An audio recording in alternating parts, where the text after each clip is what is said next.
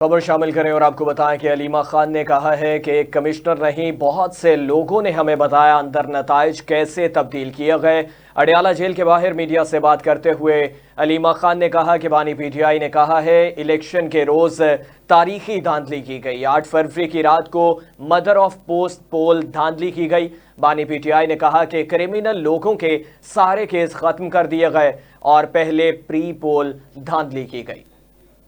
ان کو وہاں پہ بند کر دیے، ان کو 32 سال کی قید دے دیے، اور جو باقی جو ایکچولی کرمنلز ہیں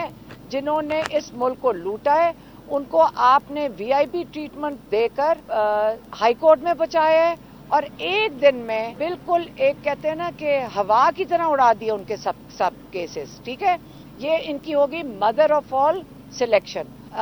mother of all election day کی۔ ہماری آئین میں کہتے ہیں کہ پہلے آپ جانتے ہیں اللہ کو حاضر ناظر جان کے، پہلے ہم نے ان کے احکامات اللہ تعالیٰ کے فالو کرنے ہیں، اس کے بعد جن کا نام آتا ہے وہ ووٹرز کا ہے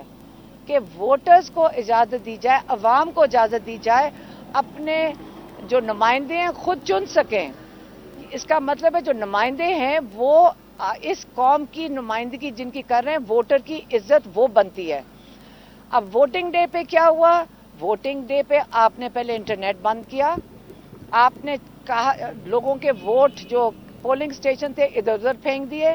لوگ بھٹکتے پھر رہے تھے، ان کو پتہ نہیں تھا جانا کدھر ہے۔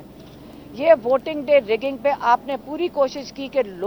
بیچارہ ووٹر جس کا آئین کے مطابق آپ نے تحفظ دینا ہے اس کو آپ نے